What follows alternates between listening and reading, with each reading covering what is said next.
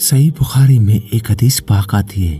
اس حدیث پاک میں آپ صلی اللہ علیہ وآلہ وسلم نے ارشاد فرمایا کہ آپ کو قیامت کے منظر دکھائے گئے اور انبیاء کرام کے خواب سچے ہوتے ہیں.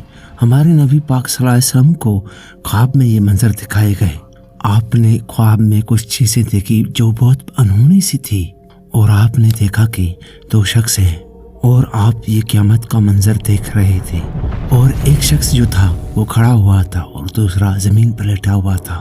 جو کھڑا ہوا شخص تھا اس کے ہاتھ میں بڑا سا پتھر تھا. وہ پتھر اٹھا کر اس کے سر پر مارتا ہے اور اس لیٹے ہوئے شخص کا سر جو کچلا جاتا ہے، اور وہ پھر دوبارہ پتھر واپس اٹھاتا ہے. جب تک اس پتھر کو وہ اٹھاتا ہے اس کا سر واپس آ جاتا ہے، تو پھر اس کے سر کو دوبارہ پتھر مار کر اور پیسا جاتا ہے. تو ایسا اس شخص کے ساتھ بار بار ہوتا ہے اور اس کے سر کو بار بار پیسا جاتا ہے. پھر اور دو شخص آپ نے دیکھی، جیسے کہ ایسے ہی ایک کے آگے دوسرا لیٹا ہوا ہے. دوسرا جو شخص ہے اس کے ہاتھ میں ایک ہک ہوتا ہے اور لیٹے ہوئے شخص کے منہ میں ڈالتا ہے، اس کے منہ کو چیر دیتا ہے، اور پھر اس کی دوسری سائڈ سے ہک لگاتا ہے اور پھر اس کی منہ کو چیر پھاڑ دیتا ہے، اور پھر نیچے سے بھی ہک ڈالتا ہے اور منہ کو چیر پھاڑ دیتا ہے، اور پھر اوپر سے بھی ڈالتا ہے اور منہ کو اسی طرح سے ہی چیر پھاڑ کر کھول دیتا ہے. اور آپ دیکھتے ہیں کہ اس کے منہ کو پھاڑنے کے بعد اس کا منہ ویسے ہی بن جاتا ہے، ویسے ہی واپس آ جاتا ہے، اور اس پروسیس کو بار بار ریپیٹ کیا جاتا ہے. اس کے منہ کو بار بار پھاڑا جاتا ہے. یہ منظر بار بار ہوتے تھے اور آپ نے بہت خوفناک منظر دیکھے. پھر آپ نے فرمایا کہ آپ نے دیکھا کہ کچھ لوگ ہیں برہنہ حالت میں، ان کو تندور میں پھینکا جا رہا ہے، اور ان مردوں اور عورتوں کو ایک بڑے سے تندور میں پکایا جا رہا ہے، اور ان کی چیخیں بڑی دور دور تک جاتی تھی. پھر آپ نے دیکھا کہ ایک شخص جو ہے وہ پانی میں تیر رہا ہے.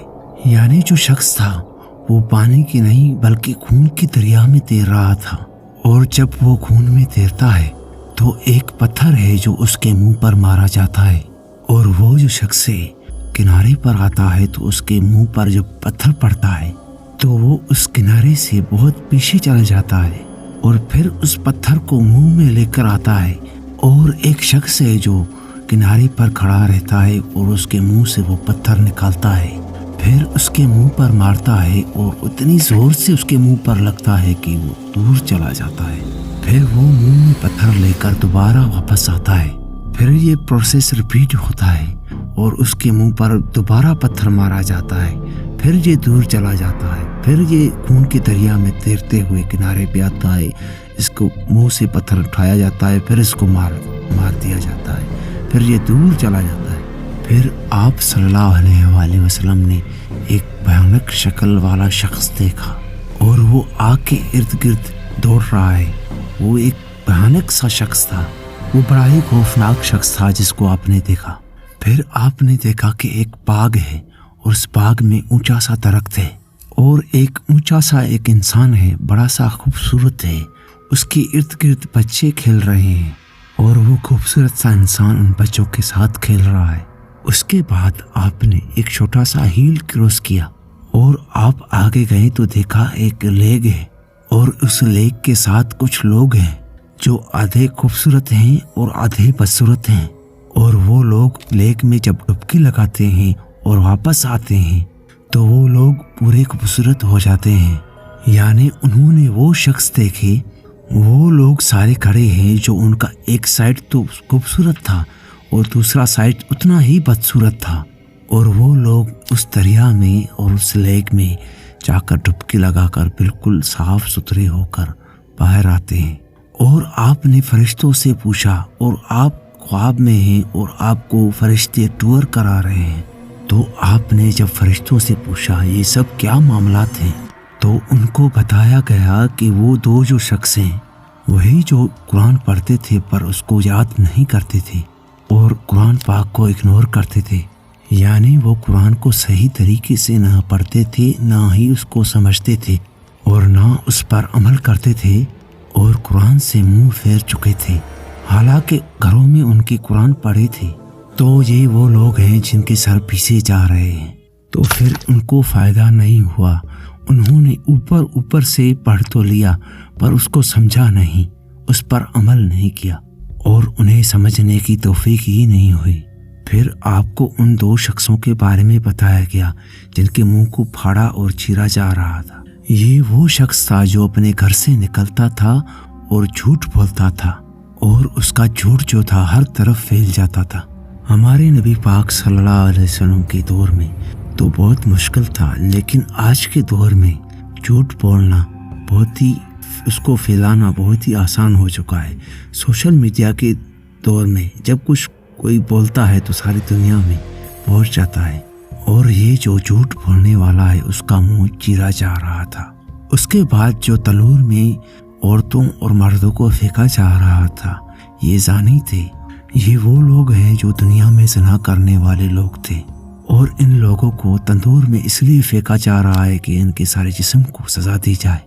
اور وہ جو خون کے دریا میں تیر رہا تھا، یہ سود لینے والا تھا، جو سود میں ڈیل کرتا تھا اور سود میں کاروبار کرتا تھا، جو سود کا بزنس کرتا تھا، اور یہ وہی ہے جو خون کے دریا میں تیر رہا ہے اور اس کے منہ پر پتھر مارے جا رہے ہیں۔ اور جو وہ آگ کے اوپر گھوم رہا تھا، خوفناک سا شخص، وہ کون تھا؟ وہ مالک تھا جہنم کا دروگہ۔ یہ یاد رکھیے کہ جو جہنم کے فرشتے ہیں، آپ لوگوں کو یہ خیال آتا ہے کہ بہت خوبصورت سا اینجل ہوگا اور بہت پیاری خوبصورت سی شکل سا فرشتہ ہوگا، لیکن کچھ فرشتے انتہائی خوفناک ہوتے ہیں، اور جہنم کے 19 دروازوں کے جو گیٹ کیپر ہیں وہ بہت ہی انتہائی خوفناک ہوتے ہیں۔ اور یہ جو مالک ہے سب سے جہنم کی بڑی گیٹ کا گیٹ کیپر ہے۔ اور آپ صلی اللہ علیہ وآلہ وسلم نے خواب میں ایک لمبے سے شخص کو بھی دیکھا تھا جو بچوں کے ساتھ کھیل رہا تھا۔ وہ حضرت ابراہیم علیہ السلام تھے، وہ ان بچوں کے ساتھ کھیل رہے تھے۔